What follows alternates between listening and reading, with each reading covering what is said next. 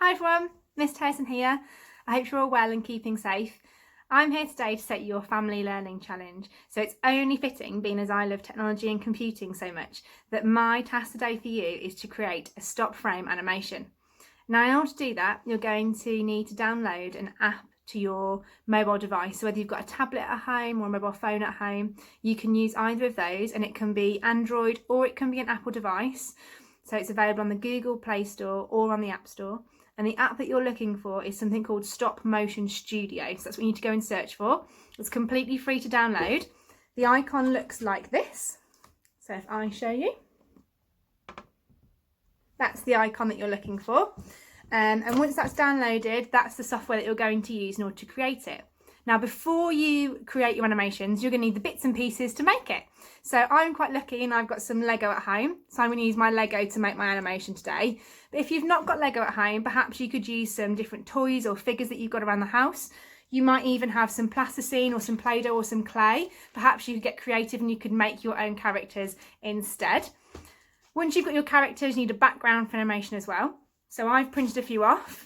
I've got a forest scene that I'm using, or you might have a pirate scene. You might have a city scene, or you might have a space scene, especially those year 5s that we did space last half term. Now, if you haven't got a printer at home, you could create your own using some paper, and I'm sure you get creative and you can make your own background for your animation. Once you've got all those bits and pieces, it's going to be time to start. I've set mine up here in my living room. You might decide to set yours up in the garden or on the table, wherever it might be in your house. So I'm going to stop this video, I'm going to flip the camera around and show you exactly what I've been getting up to and how to use the app to create your animations. Okay, so as you can see, I'm all ready to go. I've set my animation up in the background and I just need to open up my app now. So I'm going to go into stop motion. Big Fish is a demonstration, so it already comes with the device, and my stop motion movie is one that I made earlier. So what I'm going to do is click on new movie, which is what you'll need to do as well. When you first do this, you'll have to allow it access to your camera, so I've already done that. Now I've got a few top tips that I'd like to share with you before you get started. The first is that we try and keep our camera as still as possible. So position it somewhere that you're happy and then try not to move it. The second top tip is to try not to get any fingers in those frames. So when you're taking a picture, let's try not to get any fingers in those frames today.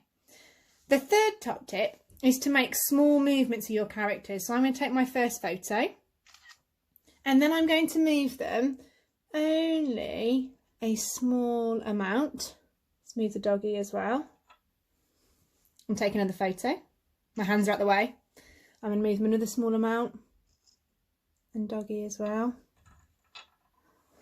And then I'm going to take another photo. What you may notice is that when I am moving them only a small amount, you've got like a shadow behind them. So can you see that? If I move that on a little bit more, you can see that it's got a shadow behind, and that's this bar here that's helping me to do that. So that's an overlay, so it can see where the character was before it was moved. That's really helpful because it shows you how much you've moved it.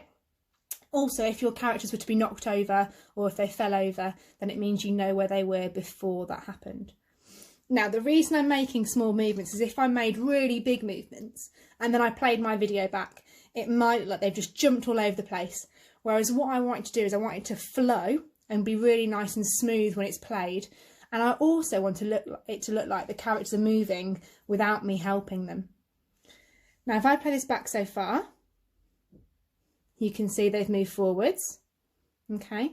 You can also use some tools down here. You can use the microphone to add some sound over the top of your animation if you would like to. So when you click on a tile that you've used already, a frame, you can then select the microphone. You can record some audio over the top as well. The add button does allow you to have other features. Now, the app, as I've mentioned, is free, but these features here are not. These are the things that you need to pay for in the app. I haven't used those with mine. You could, if you wanted to make like a boom scene or a bang, because that's something animation in Lego uses, you can maybe put a piece of paper in front of your camera instead. That would be quite an easy way to do that. So I'm not encouraging you to use these. I haven't used them in mine. It's entirely up to you if you'd like to or not. Once you've finished, press this back arrow, and that will take you back to this screen. And then in order to save it, so you can share it with us, you click and hold it. Press this one up here with a little arrow out of the box. export movie, and then it'll come up saying save video. Now that will save that video straight to my camera roll. What I'd like to do just before I finish is show the animation that I made earlier. It's a little bit longer. I took 81 photographs, or 81 frames I should say, for this video, and it's only 16 seconds long.